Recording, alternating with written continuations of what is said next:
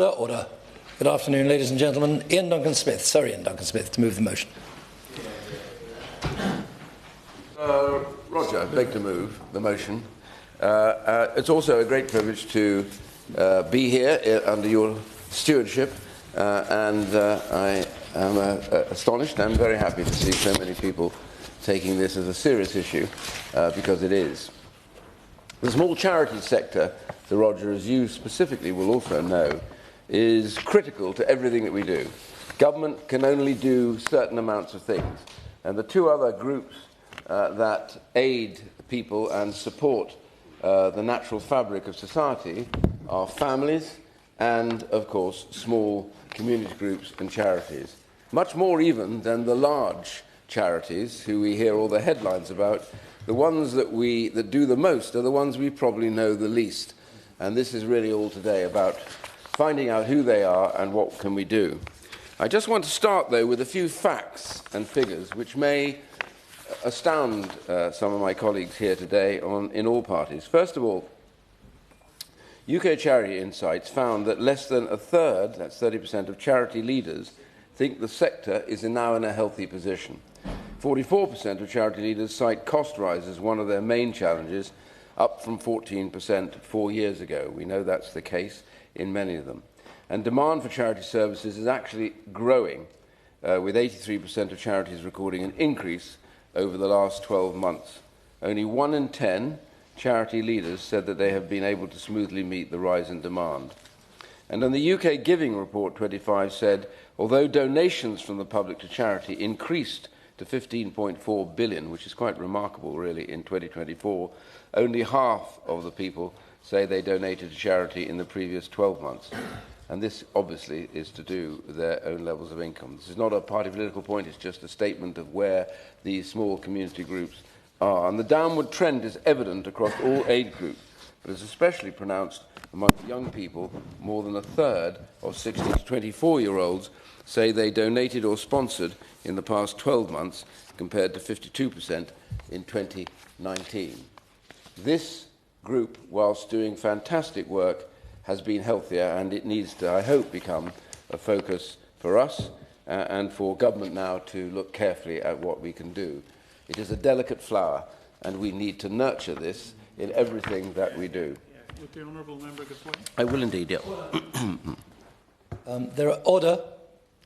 There are a large number of members who wish to participate in the debate. That is obvious, and the time is going to be very short. So before we embark upon the inevitable round of interventions, which are perfectly permitted, I remind honourable members that if they intervene, they're expected to remain for the debate. The honourable gentleman has the floor.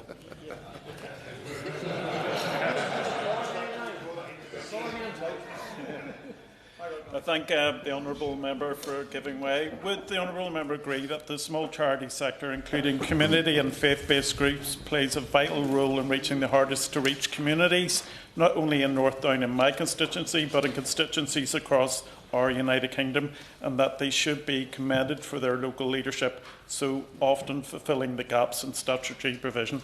Thank you. I do indeed, and I'm going to be very careful to take interventions unless the individual nods his head or her head at me to suggest that they are prepared to stay for the rest of the debate. It's like a spider at the centre of the web. I promise them I will not trap them if I don't have to, with great confidence in Sir Roger's stewardship. 20 years ago, I visited the East House estate in Glasgow as one of the most deprived communities in the United Kingdom.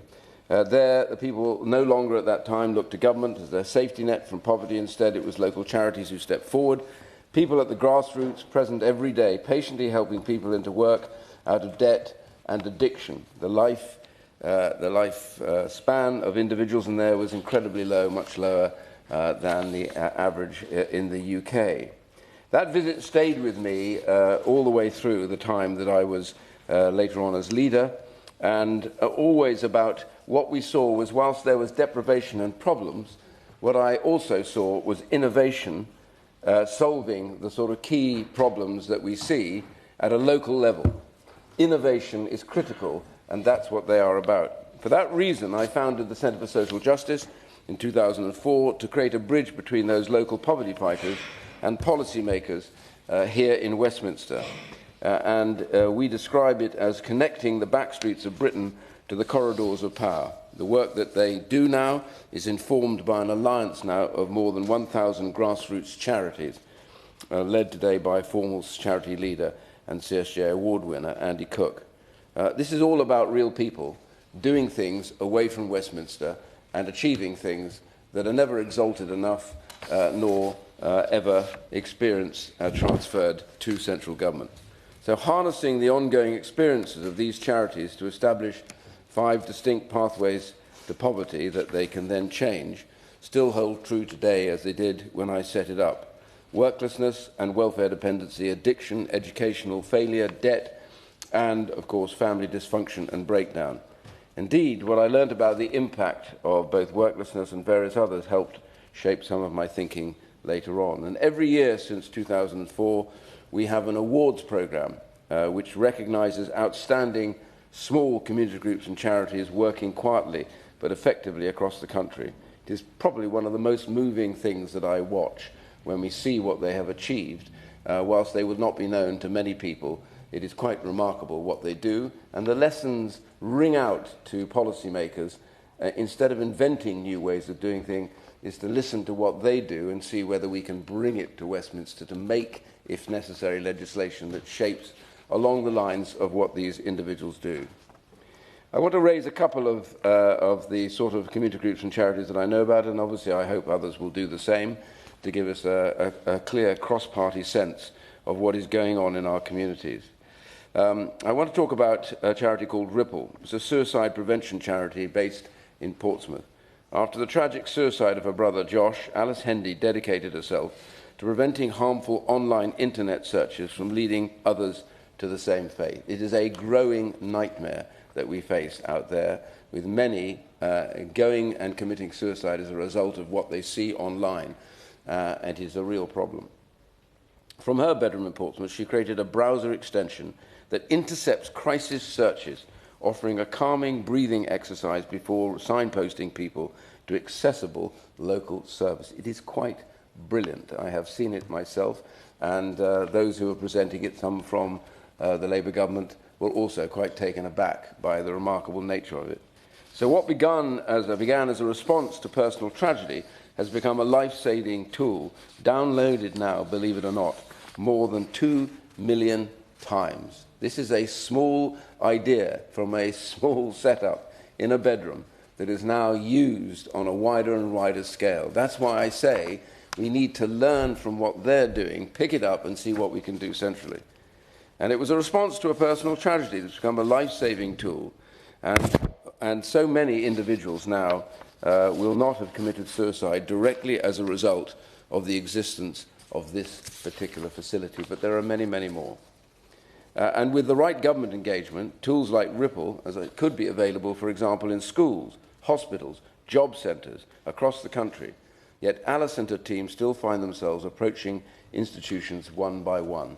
So I again would say to the Honourable Lady who is going to answer this debate, these are the things that we can take away, and I'm sure many other colleagues will make the same points, but they are huge life changers, and we don't have to invent them from scratch because they're already there.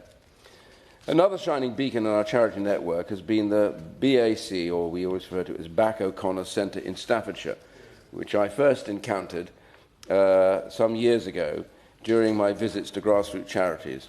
For 30 years, Back O'Connor has been helping people recover from addiction, recognising that we have long argued that addiction is a reinforcer of poverty for obvious reasons. Its founder, Noreen Oliver, sadly, who is no longer with us, was a much-loved member of this family, and I was lucky enough to visit the centre again last year with the members of Swansea East and Burton and Uttoxeter. The point is that whilst some still new, perhaps, to political issue, include the various other parties, think that simply legalising drugs is a single-stroke way of ending the problem and the lives that are dying. The point about Back O'Connor is they believe changing and transforming lives, rehabilitation programs remind us that recovery, not normalisation, remains the desired outcome. and the work they do and the groundbreaking work they do. They've created their own restaurant of those who are coming off addiction. Exactly right. I say the Honourable Gentleman, I'm sure he'll want to raise this more, but they're a very good example of what I'm talking about. And in my own constituency of Chingston and Woodford Green, we have some remarkable small charities from which the government could learn important lessons. The Dream Factory, founded in 2008 by Avril Mills, who has a BAM, supported children with life-limiting, life-threatening or severe disabilities by making their dreams a reality, the things that they had hoped to do or wished to do, who themselves may have terminal illnesses. It's just a simple device to say no matter what their situation is, she wants to hold them and say that they are worthy of achieving some of their dreams, even though they may not be around long enough to see more of that. Wanstead and Woodford Migrant Support, a Christian charity based in Woodford Green, offers free immigration advice, housing support, advocacy and social spaces for refugees, asylum seekers and vulnerable migrants. By providing community-based advice early, it helps prevent homelessness. Immigration and housing policy should recognise and learn from this preventative work, savings created by local and interactive support. It goes on to others. Easy Read Waltham Forest offers free confidential one-to-one coaching for adults who want to learn to read.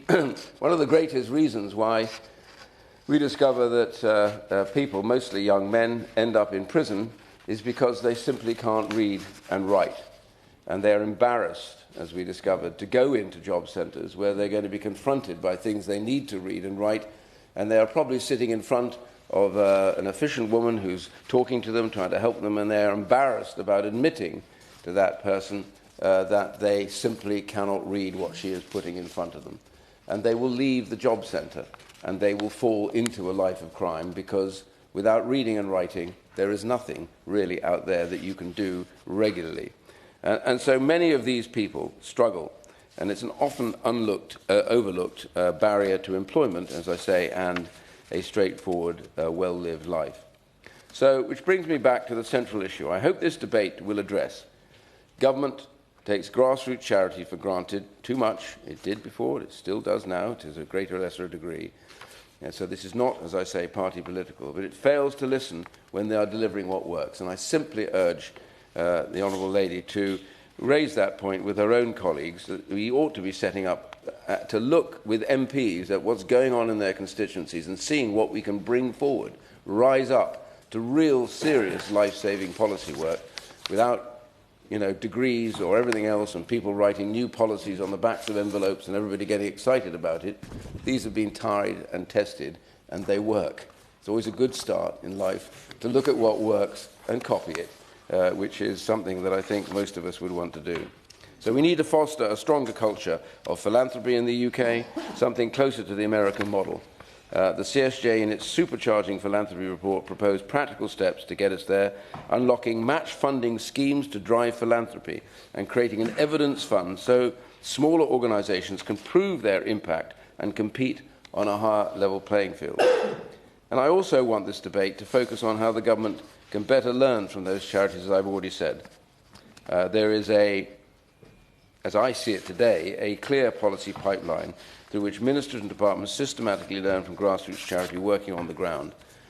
The problem is the larger charities, which I really want to just mention now, have public affairs teams, they have a lot of money, and they can fill up the inboxes of government on a daily basis, which they do, and I had experience of that. Now, I'm not attacking them, I'm simply saying the real innovation, and it's the same in the economy. The innovation and the job creation in the business sector really is about small businesses. They're the ones that take the risks. They're the ones that are dynamic. And they are the ones that produce the most employment in the United Kingdom. So small charities and community groups are exactly the same. They are innovators. They have a problem. They want to solve it. They innovate to do that. And when it works, you can see it really grow. But it's difficult, because there's a glass ceiling, as it were, for them to get through to government. And that's what we're trying to do at the Centre for Social Justice, but certainly we need on a wider scale for this to be recognised and for that innovation to be harnessed and to produce the solutions of all of that. So I remain proud of what the CSJ has done to bring these voices to national debate, and the CSJ Foundation that is now set up now helped over £25 million to grassroots charities and hopefully raising more. So I hope today, as this debate continues, that the government will listen, that the government will now recognise that in discussing with groups like the Centre for Social Justice and others how we get down to harnessing these things, recognising them. Colleagues here today, I have to say, on a normal day in a debate like this, there's a significant number of us here, all work with our local community groups and charities. Let's find a way to get what's really good about what they do at government, and for government to act for once and for all on things that we know work rather than experiments in public policy. And therefore, Sir Roger, I rest on this basis, that these are the lifeblood of what keeps society going, and we don't recognise it fully enough. I know colleagues do, but the government never does. Thank you. Order. Could colleagues who wish to intervene, who wish to speak, please remain standing just for the moment while the clerk checks off the names. Now, we've got, I don't normally do this from the chair, but just to facilitate things, we have got, I think, 10 members, who've put in their names to speak in advance. And I propose to call those first. And they are in order on the opposition benches: Peter Bedford, Danny Kruger, John Cooper, Vera Hobhouse, John Glenn and Jim Shannon. And on the government benches, Brian Leishman, Patrick Hurley and Terry Jerby. I'm going to put a time limit of 3 minutes on each speech now. That should take us to just past, allowing for interventions, just past 3:15. We have to call the front benches at 3:30. So if anybody wasn't on that list and wishes to speak, there should be a little bit of wriggle room at the end. Otherwise, your card's marked, intervene. And the other thing I should have to say is I will not allow interventions from anybody who arrived after the start of the debate. So, Brian Leishman, beg your pardon. The question is that the House has considered the small charity sector. Brian Leishman. Good afternoon, Sir Roger. It's a pleasure to have you in the chair this afternoon and to serve under you today. And my thanks go to the Right Honourable Member for Chingford and Woodford Green for bringing this vitally important debate. When times are hard, the charity sector is always asked to do more. The unholy trinity of austerity that made millions poorer, a global pandemic widening the inequalities created by that austerity, and then an ongoing cost of living crisis have made incredible demands on the charity sector across the various communities of Alloa and Grangemouth. And Sir Roger, here are just some of the fantastic charities that do so much. It was a real honour to be invited by Andy Roxburgh and Johanna Wilkinson to celebrate the Wee County Veterans' 10th birthday just a few weeks ago. This is a group who provide camaraderie and companionship for veterans who find themselves back on civvy streets. There's absolutely no doubt that the support the group has given has saved lives of our brave ex-servicemen and women. Then there is the Sauchie Community Group, who have done so much for nearly 35 years now. Laura's Tiny Tots group give children the best start in life. Anne is always guaranteeing a warm welcome at Chatty Latte, and Keith's recently formed history group preserve and promote Sauchie legends, as well as lots of other positive mental health activities in various musical groups, all of which are fantastic. The Sauchie Resource Centre is always busy. Love in a Box were founded by two ladies from Alloa, Sharon McCafferty and Margaret Douglas, who want every kid in Clackmannanshire to experience the festive season. They make sure that every child wakes up on Christmas morning with presents to open. And heading across the Forth to Grangemouth, it was a pleasure to meet Kirsty from Talbot House, who runs a lunch club for pensioners. Coming together to spend an afternoon in company over a meal and playing bingo is a social highlight for so many. And in Larbert and Stennismuir, KLSB were originally set up to tidy green spaces and plant and maintain flowers in the community, but now also run a food pantry for vulnerable people in low-income households. It's a vital community drop-in centre for local people to come and spend some time. Then there's the Carnshaw Heritage Forum, a volunteer-led organisation dedicated to strengthening local community spirit in the village through projects, initiatives and events. For example, it's always great to see so many people come to the Christmas light switch on for kids to meet Santa Claus. My thanks go to the trustees, Craig, Colin, Stuart, Gordon, Robert and Davy, for inviting me along to serve up the tasty dinners at the Senior Citizens Christmas lunch. It was commented that seeing an MP doing an honest day's work was somewhat refreshing. Beg your pardon. Peter Bedford, please. Thank you, Sir Roger, and pleasure serving with your chairmanship. I'd like to thank my honourable friend, the member for Chingford and Woodford Green, for securing this immensely important debate. The UK's charity sector is facing mounting challenges. Across the country, charities, just like many small businesses, have seen a sharp increase in their running costs, driven by persistent inflation and, unfortunately, unhelpful economic policies from the Treasury. The increase in the national living wage, coupled with the rise in employers' national insurance contribution and changes to business rates, have placed considerable pressures on these organisations that do so much for our constituents in need. For a sector that contributes £20 billion in economic value to the country each year, this should concern us all. These organisations, as we've heard, are more innovative, grassroots-led, and ultimately generally supported by the public. If these small and medium-sized charities continue to close at their current rates, it will impact our communities and place further strain on already stretched public services. I'll give way. Giving way. Small charities with accepted charity status, including many individual Scout and Guide groups, don't have a registered charity number. And First Ramhill Scouts in my constituency tell me that they reckon they're excluded from about 80% of grants because of this lack of charity number. Do you agree that this is a serious barrier to sustainability for small groups? Thank the honourable member for intervening, and I think she's made her point clearly. I'm very sympathetic to the argument she puts across. I have seen this in my own constituency, the impact of these economic policies and the tough environment on small and medium-sized charities, such as Wiggersons and Trinity Almshouses, who provide sheltered accommodation and residential care. They believe that the Charity Commission could also be doing more to support groups like them. Meanwhile, other charity-funded local care providers, such as Rainbow's Hospice for Children and Young People and Loros, have made it clear that the economic climate is making their future more uncertain. These organisations are incredibly important to the people in my constituency, and it would be an absolute travesty to see them reduce their services or close altogether. The government really needs to think about creating a carve-out for the charity sector from having to pay astronomical employment costs, something that Conservative members argued for during the national insurance debate. This would be a sensible move to protect jobs, sustain local services, and also command broad public support. So, conscious of time, to conclude, Sir Roger, charities are at the heart of our communities. They reduce pressure on public services, they command widespread public support, yet we are not in this place doing enough to support and protect them. So I would urge the government to listen carefully to the arguments that the CSJ and my right honourable friend eloquently presented earlier.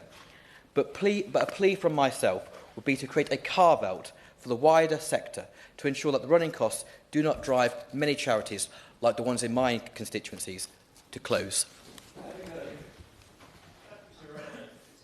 To serve under your chairmanship.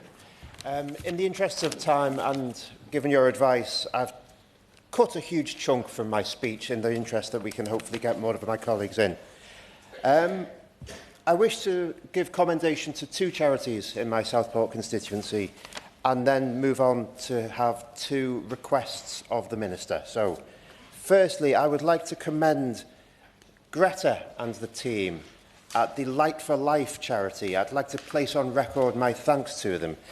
Light for Life are here in Parliament today, and when this debate is over, I will be going to see them myself. They provide support to people experiencing homelessness, and they provide support to people at the most vulnerable point in their lives. They provide food and essential supplies, but perhaps more importantly, they provide respect and connection to those people in real difficulty. I also want to recognise Richard at the team at Compassion Acts. Compassion Acts provides food bank provision, financial and monetary advice to families, and also in the past they've provided school uniform support to children who need it the most. These are the sorts of small charities that the right honourable gentleman mentioned before are the backbone of our communities, and we would be much the worse off without them. There are some practical ideas that I'd like to speak to that would, I hope, make a positive difference to the small charity sector.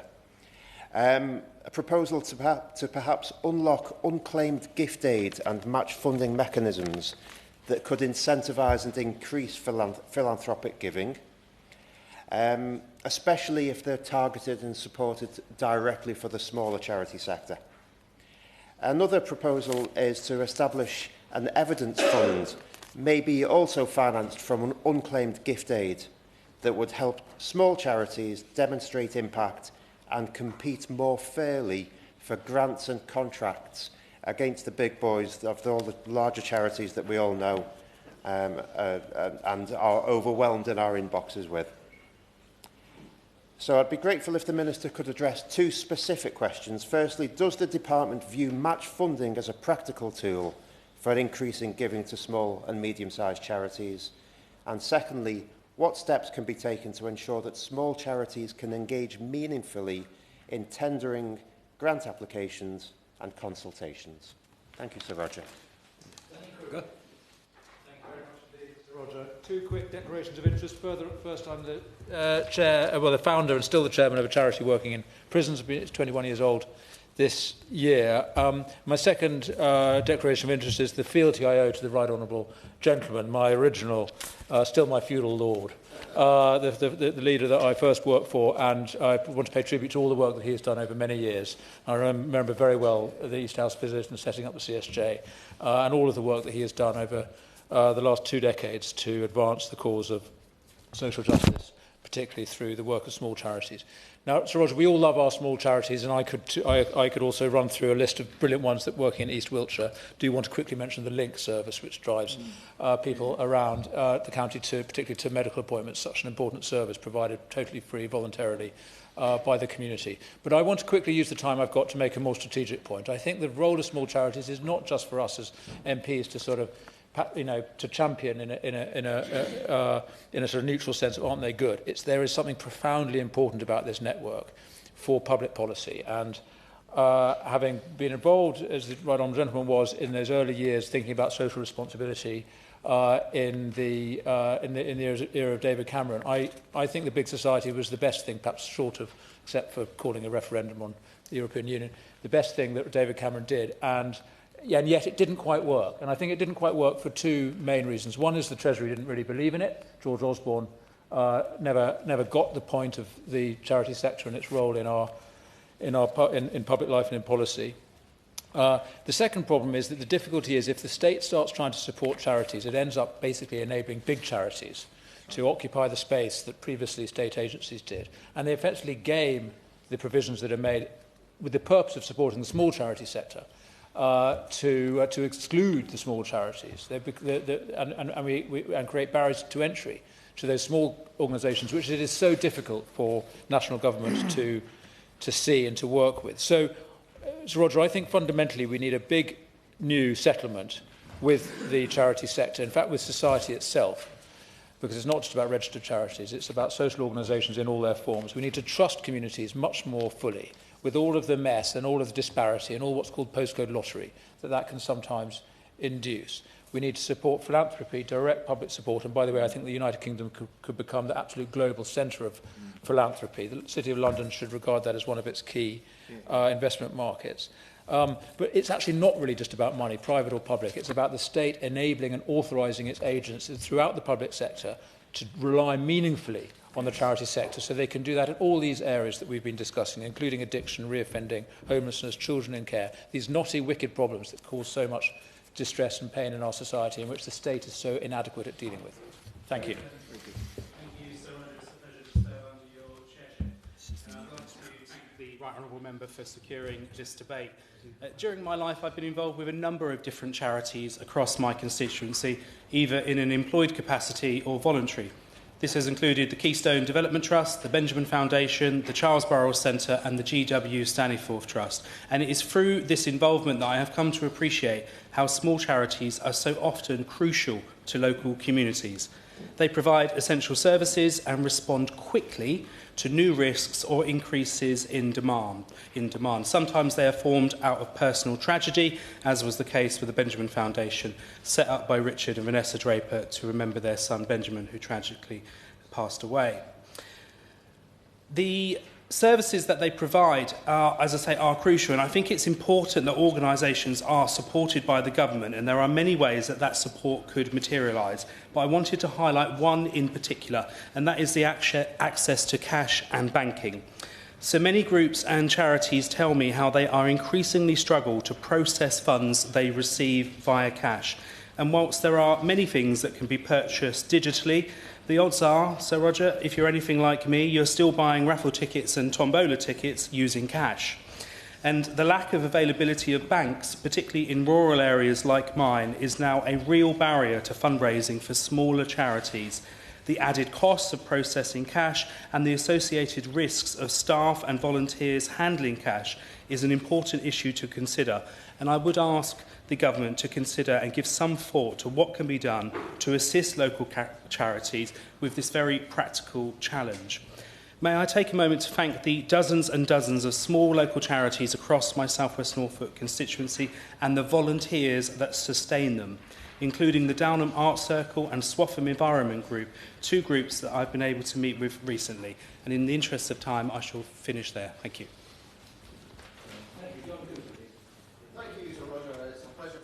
Under your chairmanship.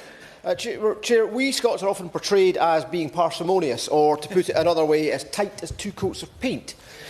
It's a myth, largely down to comedian and singer Sir Harry Lauder, who, to raise money for wounded Great War veterans after the death of his own son in 1917, portrayed on stage a canny Scot who regarded every penny as a prisoner.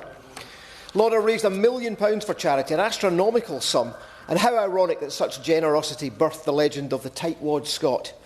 Today, in straitened times, our generosity continues with an estimated £1.2 billion donated in 2023, with 76% of Scots reporting some sort of charity donation. Another myth that persists, though, is that deprivation and poverty are issues only in urban areas. Not so. My Dumfries and Galloway constituency is rural and gorgeous, but you cannot eat the scenery. Rural isolation and loneliness, poverty, they're sadly all too real amidst the splendour of the Galloway Hills. Loneliness and social isolation are profound challenges across Dumfries and Galloway. Our scattered communities, limited public transport and persistent digital exclusion, we have very many not spots, leave many individuals cut off from social contact. But the people of Dumfries and Galloway are resilient self-starters, and we have a plethora of charities fighting to make lives better. Take, for example, telephone and in-person befriending service, A Listening Ear. With a modest budget, it is having a real impact, delivering community-led preventative solutions to mental ill health. Its modest budget provides a big bang for a small buck. Prostate Buddies is reaching out to men, urging them to get checked for what is too often a silent killer, offering advice and support so that more men can get treatment sooner. There are dozens of similar such initiatives, often volunteer-led, who could benefit from greater support from government. Take the Usual Place Cafe right next to my constituency office, such that I'm a frequent flyer there. This charity takes young people with a range of mental and physical issues and teaches them catering skills, which massively boost their chances of finding paid employment. But even with a thriving cafe and external catering business, the Usual Place has struggled financially, not least since the government increased employers' national insurance contributions. Chair, small charities do mighty work, especially in rural areas such as Dumfries and Galloway. May I make a plea for them to have a seat as the government draws up the policy table? Sir Harry Lauder sang, "Stop your tickling jock."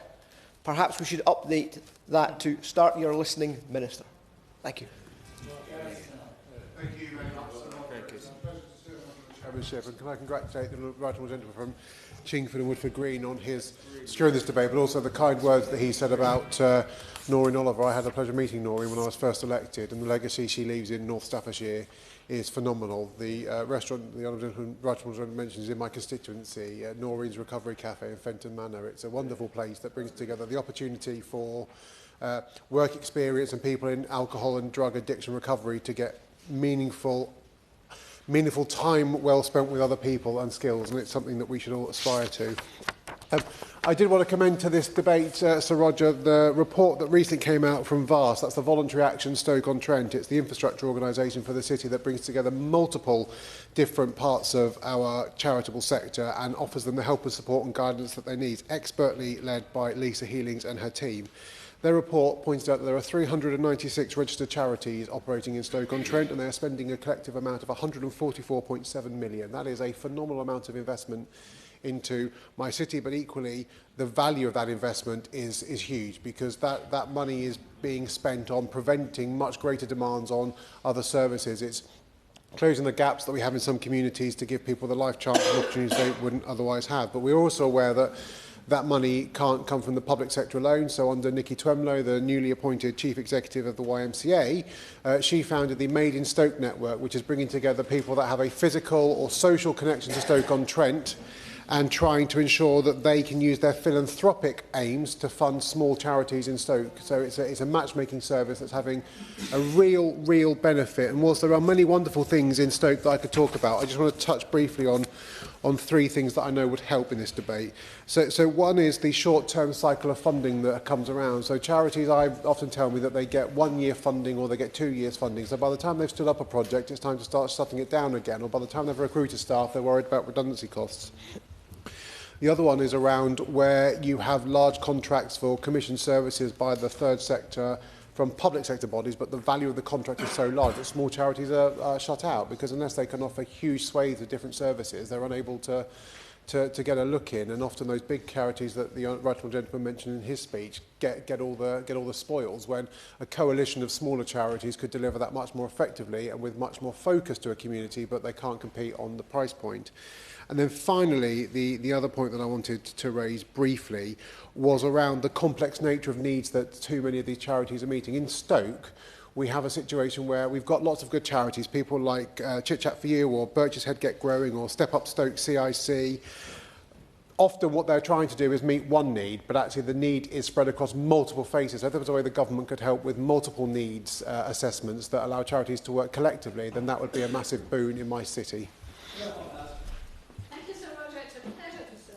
Chair, and I thank the Right Honourable Member from Chingford and Woodford Green for bringing this very important debate to this chamber. Time and again I hear from my local Bath charities about how they're disadvantaged because of their size. Incredible, committed and dedicated niche charity doing excellent work in our communities. Because they are small and locally focused, they can deliver swift, sensitive and tailored personal services to the people who need them. But because they're small, they're disadvantaged.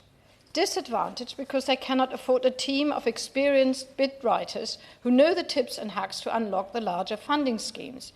Disadvantaged because they are all going for the same pots of funding at the same time for largely the same aims. And disadvantaged because they lack the economies of scale that the nationals benefit from and the central infrastructure to navigate onerous administration, monitoring and governance rules. I recently convened a roundtable of smaller charities, all working in the domestic abuse space in Bath, to hear about their challenges. Outstanding local charities like Southside, the Nelson Trust, DHI, Voices Society Without Abuse and Julian House all attended, together with our local authority partners, officers and councillors, who are vital elements in terms of policy setting, commissioning and delivery. Bringing them together created a space to work towards a more joined-up response for domestic abuse victims and survivors in Bath, rather than competing with each other, working together. Overwhelmingly, I heard from them how the fragmentation of local delivery impeded their effectiveness and how partnerships and collaborations were key to reducing this. As a result, regular roundtables are now taking place at which they share best practice, limit duplication of support to some clients, and locate the gaps in provision to others. It is an opportunity to map out a clearer, more collaborative and less fragmented domestic abuse pathway for local organisations. We are creating a space where charities can build rapport with one another while discussing some of the issues that the sector faces. And I hope that this will bring begin to eliminate the barriers that smaller charities face due to the administration, monitoring and governance issues that the large national charities navigate with relative ease. I hope that this way we can ensure that the size of a charity never determines the difference it can make. And while I echo the concerns that have been made today, I very much hope that my example from Bath can help other members and their charities in their local areas. Well done. Thank you, Sir Roger. It's a pleasure to serve with you and the Chair, and I also congratulate the Right Honourable Member for Chingford and Woodford Green for securing this debate. The stories, as has been said many times, of small and medium-sized charities and the impact they have can be seen across our cities, towns and communities. They are the ones directly impacting lives and making a day-to-day difference on the ground and in our communities. And we have much to thank them for, but also much to learn from them. One such charity that I often mention in Parliament, in my constituency of Wrexham, is We Mind the Gap. They work every year with hundreds of young people for whom traditional education may not have worked and who may have fallen through the gaps. Through their holistic programmes, including long-term mentoring, paid work placement, skills development and pastoral support, they often give the young people they work with a new lease of life, with 70% of the gappies, as they are known, moving on to work, training or future education. We Mind the Gap work in and support the likes of schools, providing specialist and targeted measures that schools can't always have the capacity to do for themselves. These partnerships make a tangible difference to both pupils and the schools, with bespoke solutions in the partnership with schools, colleges, businesses and others. And this is the power of smaller charities. Programmes like these are particularly timely with the recent release of the CSJ's Lost Boys report, which painted an increasingly bleak picture for young men from disadvantaged and working class backgrounds, highlighting rising educational disengagement and economic inactivity. So I'd like to ask my honourable friend the Minister to describe how the government can help support charities like these and the vital work they are doing in that sphere. And in the interest of time, I will just conclude my remarks by thanking all the smaller charities in Wrexham and beyond for the vital work they do year in and year out in so many different but equally impactful ways. Thank you. And I'd like to thank you, Sir Roger, for chairing this debate, and I would also like to thank the Right Honourable Member for Chingford and Wood Green, who for 34 years has made such an enormous contribution in this place. And when he set up the Centre for Social Justice, he was determined to look at those deeper causes of social problems in our country, and it has been instrumental in doing so. And I agree with him that the annual attempt to champion and reward all of those charities throughout the country that is doing so much is really, really important. I also draw attention to the report mentioned, Supercharging Philanthropy report, which has looked across 6 hubs around the country, serious engagement, comes forward with 39 recommendations across 90-odd pages. It is a serious attempt to look at how we can underpin more support for small local charities that exist across our constituencies, and how we can actually bring back some of the things that have happened before around community matched funding challenges. There is an enormous pool of wealth, surplus wealth, that many are seeking to invest in activities and actions in communities that make a real difference. And I think the government could do well to look at the options that exist and those 39 recommendations and see what can be brought forward. But I wanted to make a specific point about a number of charities that exist in my constituency, many of whom I've engaged with and 1 or 2 I'm patron of. But in particular, one that I'm not is Rise 61, which is embedded in a distinct community of Bemerton Heath, run by a man called Robin Emerson, who's basically devoted his life so far to youth work on that community. He lives there, he runs bike clubs, he runs drop-ins, he runs creative clubs with his team.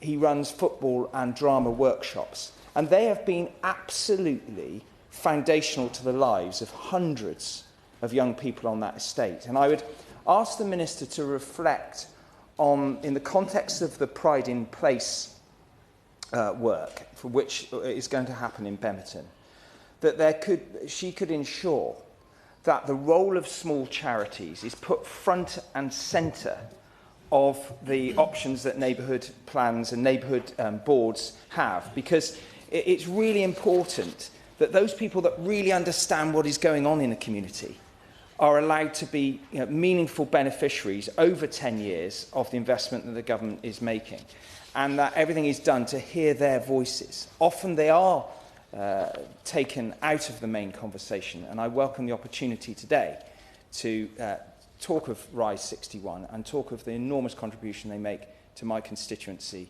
in many ways and forms. On your chairship, a big thank you to the Honourable Right Honourable Member for Chingford and Woodford Green for leading the debate. And there is more that we can do to ensure the long-term sustainability of the charity sector. I declare an interest as Chair of the APPG for Freedom of Religious Belief, and our Secretariat is run by a small charity called Ford Foundation. Its task is to raise awareness, recover rights and rebuild the time of those affected by Ford violations. Many volunteers who make the time to do many things. The charity sector in Northern Ireland, Sir Roger, is a major employer with some 53,620 employers, representing some 7% of the total workforce. And some 4.3 million people across the UK seek charity support in recent years, highlighting the need for charity support nationwide. Quick discussion, Sir Roger, about some of the charities in my sector in Strangford. To name a few, our suicide group, they're a group started a few years ago. They reach out and try to help those of a male disposition who unfortunately have lost their lives. Food banks as well, the Home Start team, Beyond the Battlefield, a veterans team, and the link a number of churches that come together to give help as well. Beyond the Battlefield is one I want to talk about, as they provide pivotal support for comprehensive support for veterans, service members and their families. They offer free specialised services, including counselling for PTSD, housing assistance for the homeless, help with war pensions, benefit entitlements, medical claims, and support through tailored long-term care. The Newton Arts Food Bank, run by the House Church and Richard, Natalie, Lisa and their team, it reminds us of all the scale of how food poverty is affecting Northern Ireland and how critical the small charity sector is in terms of food poverty. Those are just some of the three charities are thereabouts to explain. Over outside of the pandemic years, 14, 19 and 23, the average number of registered charities removed annually was about 63. It does tell us that there's a decrease in these being sustained annually. So many small charities, those with limited reserves, are under significant pressure, and core government care grants have exacerbated this. So Roger, I'm going to conclude with this here in the short seconds that we have left. Sustained government support is critical for the survival and effectiveness of Northern Ireland's small charity sector. With adequate funding, many organisations face closure or scaling back essential services, putting vulnerable communities at risk. We must, I believe, not ever underestimate the fact and the impact that these charities have on the community and how they have saved so many from personal and financial devastation.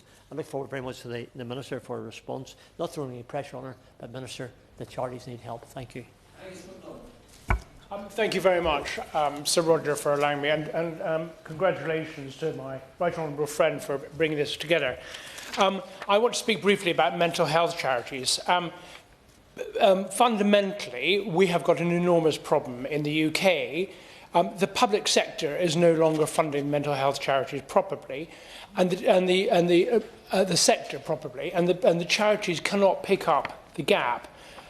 There are, in the age 16 to 24-year-old group, there's almost 800,000 kids not in education or employment.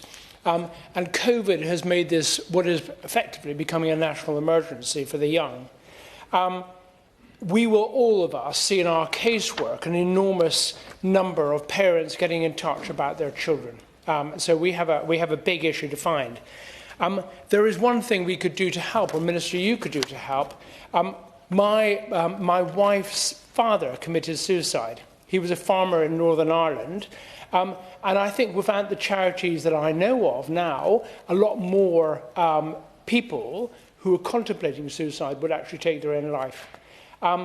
There is Ewan's Room, Lochaber Hope, and a charity called Mickey's Line in Inverness, which I'd like to mention.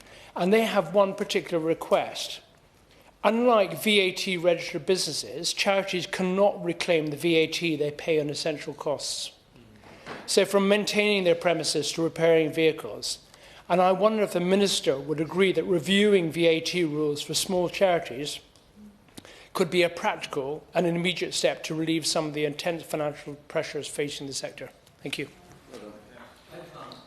It's an honour to serve under your chairmanship. I would also like to thank the Right Honourable Member for Chingford and Woodford Green for securing this debate. In my short time as a Member of Parliament for Birmingham Perry Barr, but over a decade as a local councillor, I know how small charities form the very lifeblood of our area. While larger organisations, no doubt, do incredible amounts of good, I've found that it is the smaller groups that can only be found at the grassroots levels on the ground that can reach out to the people that are most in need.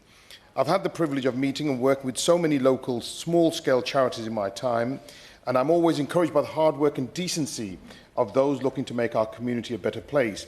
Just got three small, short examples. The George Collar Memorial Fund, a local charity that has punched well above its weight over the years, campaigning successfully to enable schools to store and administer emergency inhalers treatments, which are vital, and recently to make a dose counter mandatory in emergency inhalers. That's something that we're working on. I want to recognise and pay tribute to the work of Faison Relief Foundation UK, which mobilised at the peak of our bin strikes when we had piles and piles of rubbish across the city of Birmingham. And they mobilised to help the local community, but they also do enormous work with our youth, trying to address knife crime and substance abuse and so much more. But I want to also raise the plight of Kevin, a retiree who volunteers day and night to run Bethany Food Banks in my constituency. It's a charity that feeds over 1,000 people a month, but which receives its donations largely in the form of food rather than cash.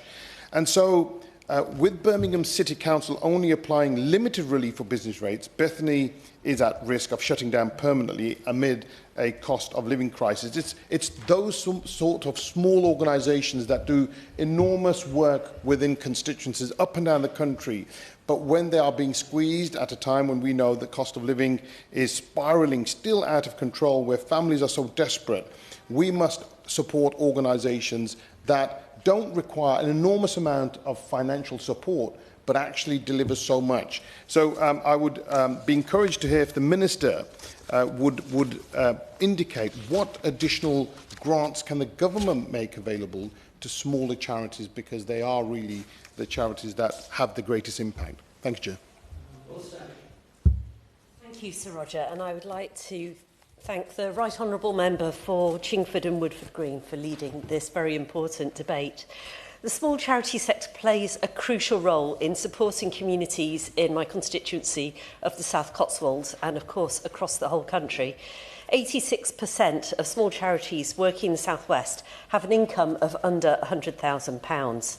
I'd say it's one of the greatest privileges of my role as an MP is meeting the amazing people behind these organisations, the volunteers, organisers and community leaders who give so generously of their time and energy to helping others. That commitment to local action speaks directly to Liberal Democrat values, localism, community power, and the belief that solutions are strongest when they're shaped by the people closest to the challenge. Our small charities live out that principle every single day. Their impact may not be fully measurable, but I know that it is massive.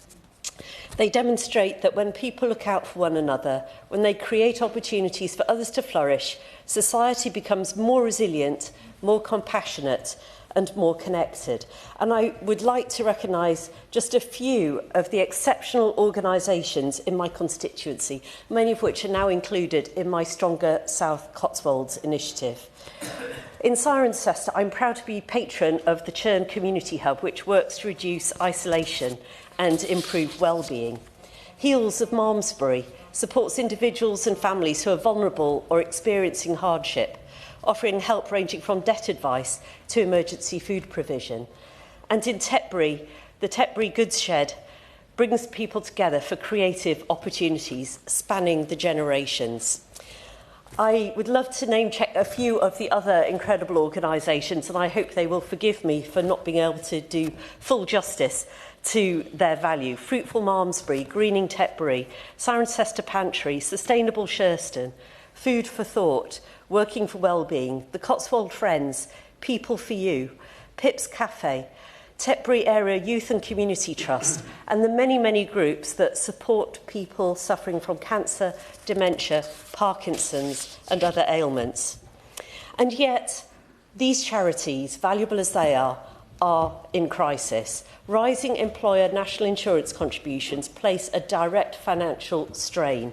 The ongoing cost of living compounds this challenge. As households struggle, donations fall, and fundraising becomes harder, while at the same time more and more people turn to charities for support. So we have rising demand, falling income and increasing costs. And I would like to invite the Minister that if we truly value the small charity sector, and we should, let's look at how we can make more funding available to them. Thank you, Sir Roger. It is a pleasure to serve under your chairship, and I congratulate the Right Honourable Member for Chingford and Woodford Green for securing this important debate. It has been a pleasure to hear about so many wonderful charities and volunteers. Small local charities have played an increasing role in the community life of this country and have stepped in to fill critical gaps in public services. They support young people and the elderly, the isolated, counsel the bereaved, look after abandoned animals and reach people in crisis when statutory services cannot. A thriving voluntary sector is essential. Small charities in my constituency, including Pavilion in the Park, Eastleigh Basics Bank, Fledge, the Asian Welfare and Cultural Association, St Francis Animal Welfare and One Community, all do fantastic work, and I am incredibly proud of the contribution they make every day, the commitment of all their volunteers and staff, and the work they do to strengthen the bonds in our community.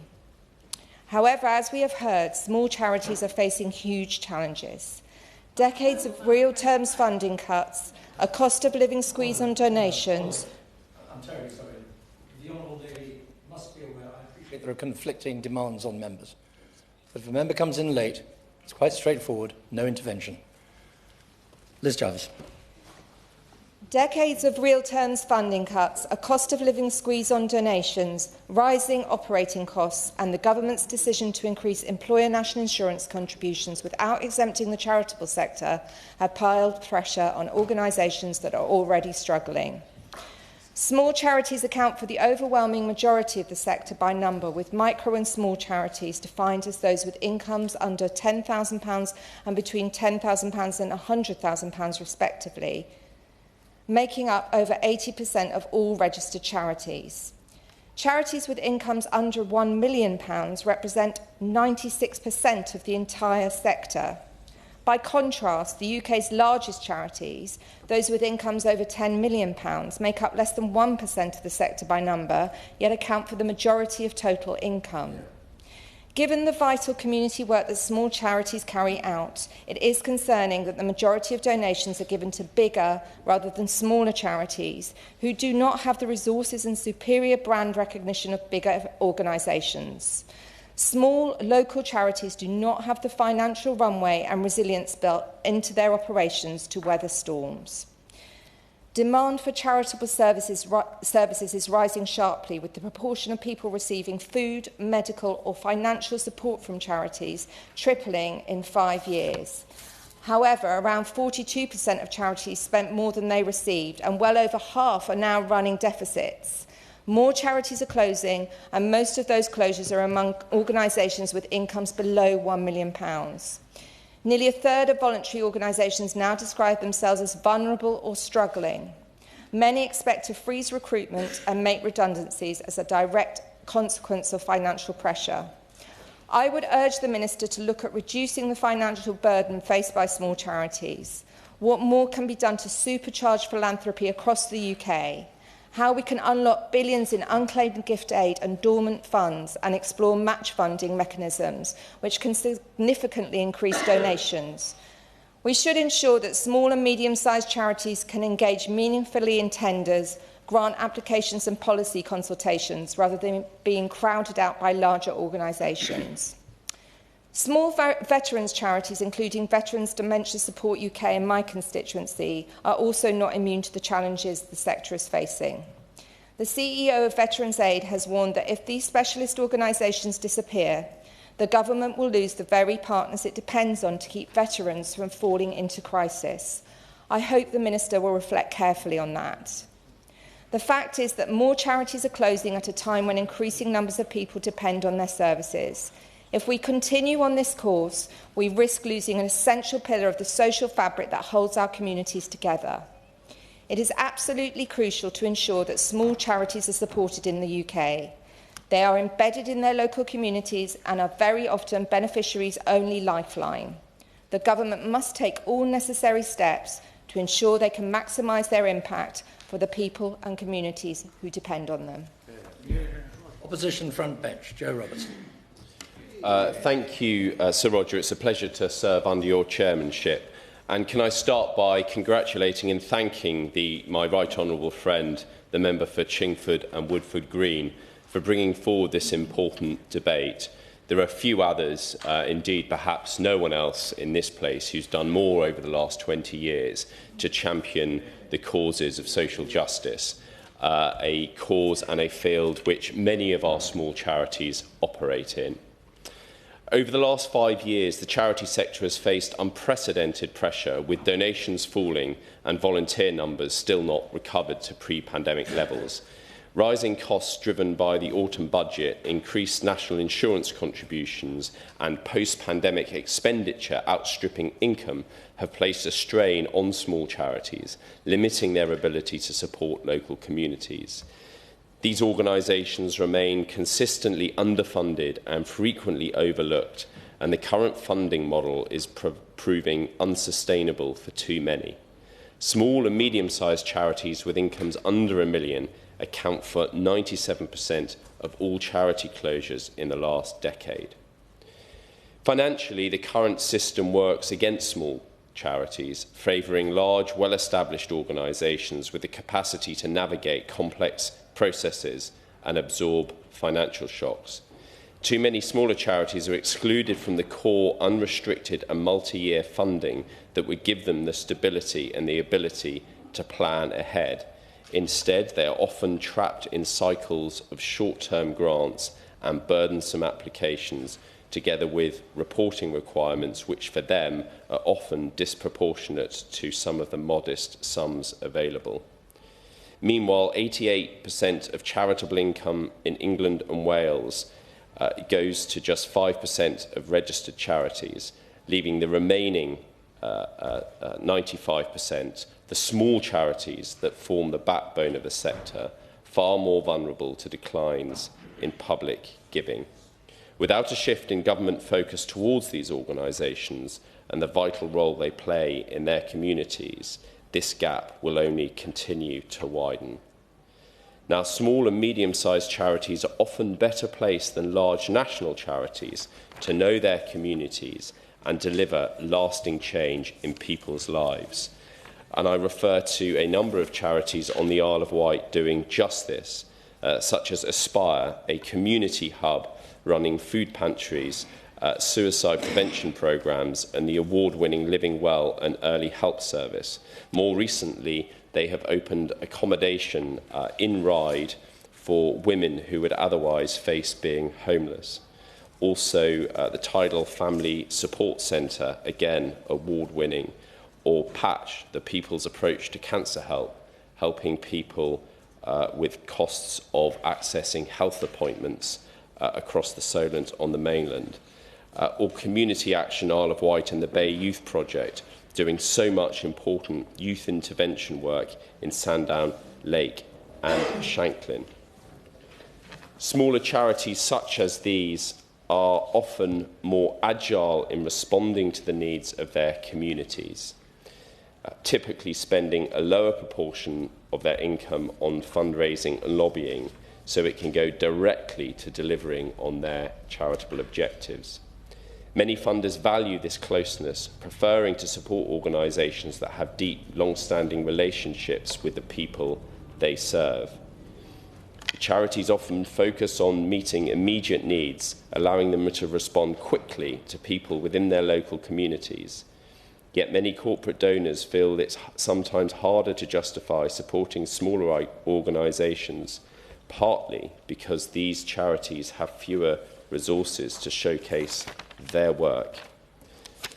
Some national charity brands are, of course, used by local charities, such as Age UK, Isle of Wight, and there will be Age UK in many constituencies and areas across the country. And it's often misunderstood that they benefit centrally from central donations. Very often they're, in fact, small local charities entirely reliant on local fundraising, notwithstanding the benefit of that brand association with an excellent national charity such as Age UK. But smaller charities are often so absorbed in the day-to-day delivery that they lack the capacity to analyse evidence and present impact in the way that funders increasingly expect, which leaves them at a disadvantage when bidding for support.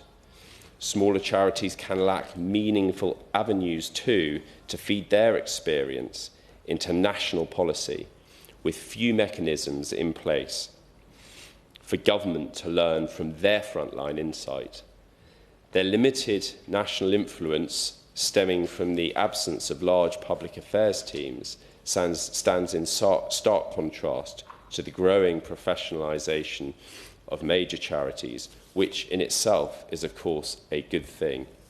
Now, I'm pleased to have been appointed as a commissioner to the Centre for Social Justice's Midlife Mission, which is looking at how to support people approaching midlife and beyond to thrive in the labour market. And the CSJ aims to bring together over 1,000 small charities in order to give voice and inform the work that they are doing. Now, addressing the Minister directly, last year the government announced the creation of the Office for Impact Economy, intended to help Whitehall identify, source and build partnerships that could scale the social impact of public investment and expand opportunities across the country. Since that announcement, however, there has been no public update on how this initiative is being implemented or how the associated funding is being used. So I ask the Minister, to what extent does she recognise match funding as a core tool for leveraging public funds, and what steps are being taken to expand its use across government?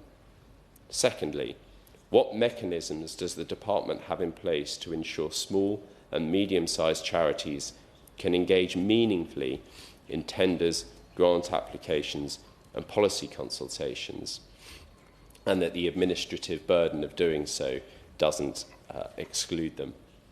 And finally, will the Minister establish a £585 million evidence fund as recommended by the CSJ, paid for through 1 year of unclaimed gift aid, enabling small charities to demonstrate impact and compete more effectively for contracts and grants? Thank you. It's a pleasure to serve under your chairship, Sir Roger. And I'd like to, of course, begin by congratulating the Right Honourable Member for Chingford and Wood Green for securing this important debate. The Right Honourable Member's commitment to small charitable organisations is evident in his speech, but also through his work in this area and indeed in this place over many years. I want to begin by paying tribute to small charities and the critical support they provide to people right across the country, which has been highlighted today. Small charities make up the vast majority of the voluntary, community and social enterprise sector. These responsive, locally engaged groups are often best placed to understand the strengths, the capabilities and the cultures that make up their local communities. Now, we heard in this debate a number of examples, and I want to mention a few of them before I get into the substance of some of the points put to me. So the Honourable Member who led the debate spoke about Ribble, based in Portsmouth, spoke about how in response to personal tragedy they set up a life-saving tool. I think it's incredibly important that he shared that example with the House today, and I will reflect it to the relevant Minister. Minister. The member for Grangemouth spoke powerfully about a number of charities, as did members from across the House. Now, indeed, I think the member for Southport said that one of his local charities, I think it was Greta, is here in Parliament. I want to join him in welcoming them here today. The member for Dumfries and Galloway raised important issues affecting rural communities, such as digital poverty. I want to pay tribute to the member for Bath, who shared an example of her work, bringing local domestic violence charities together. I'm really pleased to hear that that is ongoing work. Now, the member for Salisbury raised a specific question with me about Pride in Place. It's, of course, a policy led by MHCLG. I have met with the relevant minister. Of course, the policy is grounded in local leadership, but I'll make sure his specific points are put to that minister, and I will write to him accordingly. The member for Strangford raises the importance of small charities in tackling food poverty. It's a really important point, one that I've seen in my own constituency, and indeed one that was made by the member for Perry Barr. I'll write to him about his specific question, but I'm going to touch on some of the points he makes later in my speech. Indeed, I'd like to congratulate the Shadow Minister on his new role at the CSJ, and I'll address some of the points he puts to me later on. Yesterday, I met with a range of charitable organisations at events hosted by the York Centre for Voluntary Services and the Kirklees Better Outcomes Partnership. These charities play vital roles in their local communities, giving a voice to those living in poverty, supporting unpaid carers and empowering women, often victims of domestic violence, to improve their lives. In my own area of Barnsley, whether it be Byads, who I'm a patron of, or the world-class Barnsley Youth Choir, small charities are at the forefront of innovation and social change. And in just the last month, I've met with two great small charities from across the country. Maddie Mills from the Family Volunteering Club, a small charity creating opportunities for young children and their families to volunteer, and Rough and Ruby, which is a King's Award-winning youth charity carrying out important work in Stoke-on-Trent, and have the UTH City app, which connects young people with resources, education, employment, volunteering and suicide prevention. Indeed, the member for Stoke-on-Trent gave some excellent examples, and I was pleased to visit his area last year and meet a number of them to hear firsthand the work they are doing. Now, I do, of course, acknowledge the financial pressures faced by the sector. The member for Inverness and a number of other members put to me points around national insurance, which we've debated a number of times, and a specific point around VAT. Of course, that is an issue for the Treasury, but I will reflect his request to the relevant minister, and I will indeed write to him. We do want to reduce administrative burdens on businesses, including charities, by a quarter by the end of this Parliament. Last October, I set out a series of changes which will come into force this year to the financial thresholds for charities. This will save charities an average of £47 million each year, while ensuring that the regulation of the sector remains proportionate. The Civil Society Covenant, which represents a fundamental shift in how government works with the sector, is a recognition of the value that civil society brings and a commitment to work in partnership to deliver better for citizens and communities. And I was pleased to meet a number of civil society organisations at London City Hall towards the end of last year to discuss how the Civil Society Covenant can help the government connect with the whole sector. And so in that context, I don't quite recognise the Honourable Gentleman's characterisation that the government doesn't listen and engage or simply takes small charities for granted. I do, of course, acknowledge we can always do better, but the Covenant is about having the ambition to do exactly that. The DCMS has launched an £11.6 million local Covenant partnership fund. This fund will support local government, public service providers and civil society organisations to work collaboratively to tackle local policy priorities and better meet the needs of local communities.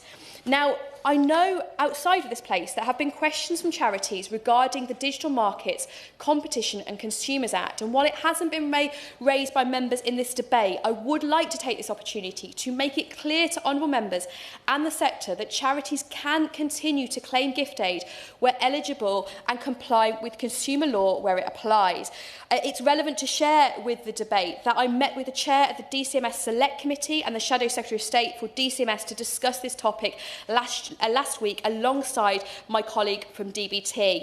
I am aware of the concerns of the sector, and I'm committed to working with colleagues in the Department for Business and Trade and HMRC on this issue. I wrote to the Chair of the Select Committee earlier today in response to her letter to me on Friday to provide an update and confirm in relation to gift aid, secondary legislation is not necessary at this time. Now, I want to touch on some of the broader DCMS and government support for charities, a question put to me directly by the member for Wrexham. Last summer, the DCMS published the government's first ever dormant asset strategy, mapping out how the £440 million of funding will be distributed. This will include £132.5 million to benefit young people and £87.5 million for social investment. Funding will go towards providing small, affordable loans to grassroots organisations, alongside tailored support to help small enterprises grow and become more financially resilient. I recognise there is a need to support more civil society organisations to grow their income from public sector contracts. At present, civil society organisations secure just 4% of the total value of these contracts, a figure that has remained unchanged for the past 10 years. The National Procurement Policy Statement, published in February 2025, underlines this government's commitment to strengthening the UK economy by maximising opportunities for civil society organisations to access public contracts. This is a clear signal that the sector's expertise and value will be recognised and supported throughout the public sector, highlighting our ambition to make it easier for civil society organisations of all sizes and small and medium enterprises to deliver public contracts, which answers, I think, the point the member for Southport. I will give way, of course. Thank you.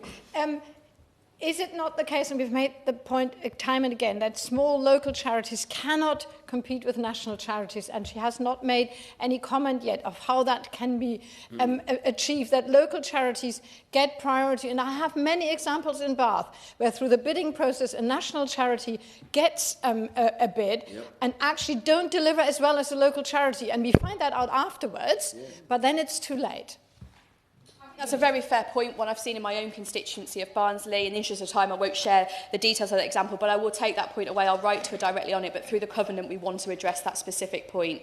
I want to move on to the second point put to me by the Honourable Member around tax relief for charities. Charities and their donors received around £6.7 billion in tax relief in the 24-25 tax year. The long-running gift aid scheme has raised over £1.7 billion alone during that period.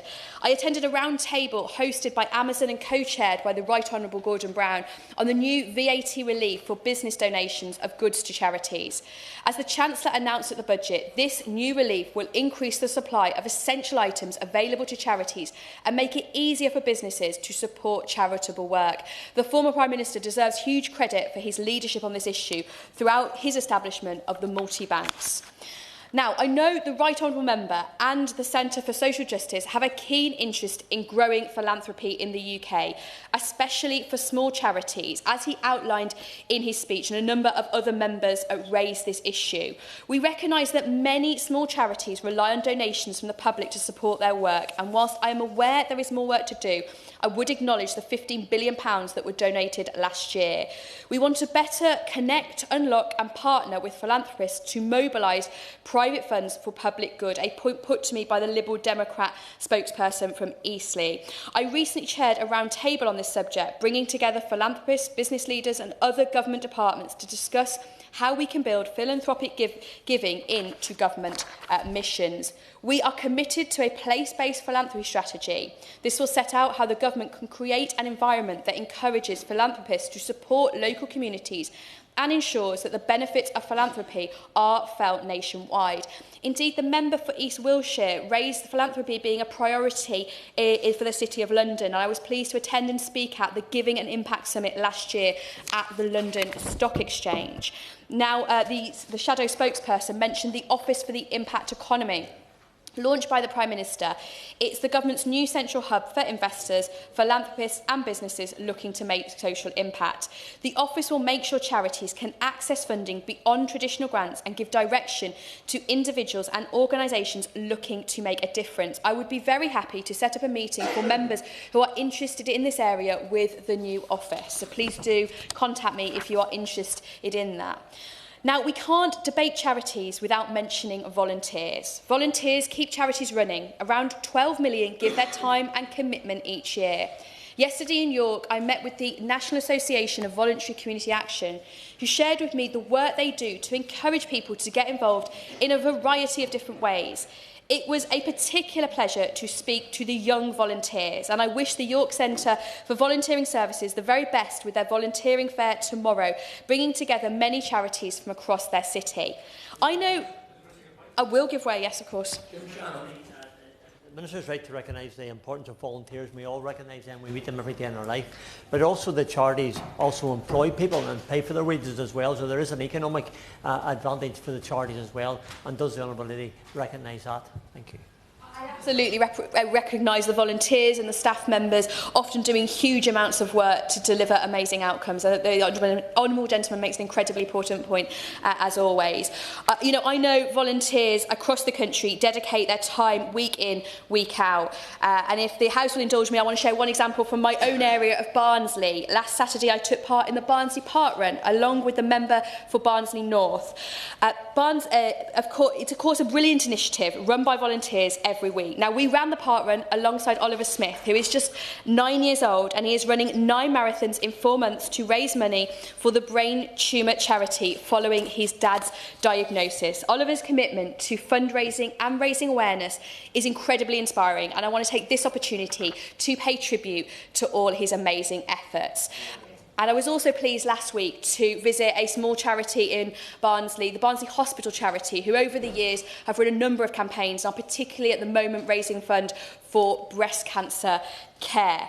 Now, my department wants to do what it can to support volunteering, and we've commissioned an open data initiative which will help break down barriers for more people to get involved in the causes that mean most to them. It will make it easier for small charities to advertise volunteering opportunities and expand their reach, generating further support and interest for their work in the local area. Yes, of course. I thank the Minister for giving way. One of the things that may help is if there was a settled model for how small charities can quantify volunteer hours to use as a bank against match funding. Because one of the things that some of the charities in my patch tell me is they have lots of social value but no cash. And when they go for match funding, what the funders want to see is an income stream, not necessarily what other things they have. So if there was a way of quantifying that everyone recognised and supported, it would free up potentially income from philanthropic organisations who could match fund against time or assets or skills. An incredibly important point. Actually, the point around data was something that the young volunteers were talking to me about yesterday. And one example I could share, the DCMS has launched the VCE SE Business Hub last year alongside with the VCE Crown representative. The hub does contain a host of resources intended to support civil society organisations to find and bid for public funding. This is especially important for smaller charities which have less resources, so they can dedicate to seeking out this funding, and it's a vital source of information in our mission to encourage more civil society organisations into public sector contracts. But obviously data is helpful across the board. Yeah, take another intervention. Very this is such an important debate, and I just want to pick up the suggestion made by the Honourable Member. While it is obviously very helpful if small charities which don't have financial resources or indeed necessarily the right data to demonstrate their value to the public sector, let us not build systems that will force charities into a model that only really works for a public sector agency or the large charities. The whole value of these small projects is that they don't have clear processes, output, data, everything being reduced to unit costs. We've got to have a system which actually honours the way charities work, rather than try and force them into some kind of proxy for a quantitative model of evaluating value, of demonstrating value. Why don't we just localise the public sector funding so that small charities can be properly trusted? Colleagues will have noticed that I've deliberately allowed the Minister to overrun her time, because given the time, seemed to me important that she was able to respond very fully to the debate. I now have to remind the Minister that I want the right honourable gentleman who introduced the debate the time to wind up properly. Take that point, Chair, and I've heard the point of the honourable gentleman. So I will end where the honourable member for Chingford began. He spoke about how government, families, community groups can work together and are best placed alongside small charities to support local areas and to tackle challenges. He said that the ones that do the most we often hear the least about. I think this debate has gone some way to changing that, shining a light on so many brilliant examples and hard-working charities across our country. So I conclude by acknowledging the huge contribution that small charities make, and I thank them for all of their work. Sir Ian Duncan-Smith to wind up the debate. So Roger, I think this has been an excellent debate, not least of which because all parties have been represented during the course of this debate, and all parties have spoken with one voice, which is we value the incredible efforts made by local community groups and charities, but we also, all of us, recognise that much more can be done to release them really and to recognise some of those incredible schemes that they came up with, and I named a number, and there have been interventions all around about the best way to do this. There have been comments made about the need to modernise gift aid, to uprate the thresholds of the gift aid smaller donation scheme so that charities receive small cash donations and get gift aid style repayment of tax. That's a useful idea to have put forward. There's also this whole idea of place-based giving. Small charities embedded in communities throughout the UK, it's important that local and place-based giving is encouraged so smaller charities are supported and continue delivering their vital services. And there's also another point that I picked up, which is concerned generally quite right about the fall-off of corporate giving in the UK towards the small charity sector. And the big problem here is, and I can't quite forgive me, I can't remember who made this point, but something in the order of around 80% of charitable giving goes to about 20% of all of the charities. They are the big charities who have staffed up and lots of people to lobby us and always come in and see us. But the small community groups and charities, therefore, that do 80% or more of the work actually do not get access quite often to that. And so rewarding companies in their local areas for supporting local charities, local community groups, would be a very good way of increasing corporate giving. And there's a figure here that says only 25% of British businesses donated to charities in the form of time, cash or goods, and estimated 4.26 billion was donated by British business in 24, and that was only flatlining. And so my point really is that we need to do more, I say to the Minister, more to try and help encourage a greater level of local support and giving. Philanthropic giving is vital. I mentioned earlier on in my opening remarks that we need to look at what the USA does within its tax structure for charitable giving. And particularly we want to look at small community groups and charities to benefit from that, to raise more money that is given directly to these individuals, and they're rewarded for it because it is a common good. So I simply say, Sir Roger, in closing this debate, I think it's been an excellent opportunity. I recommend anybody that really wants to inform themselves more about policy work speaks to the Centre for Social Justice. It's open to all parties to look at this. And I do hope at some point I have a chance to meet the Minister to discuss with her any possibilities that we can raise. But I remain with one abiding thought. Quite recently we had another one of our annual awards giving where we try and give out money. Money matters to small community groups and charities.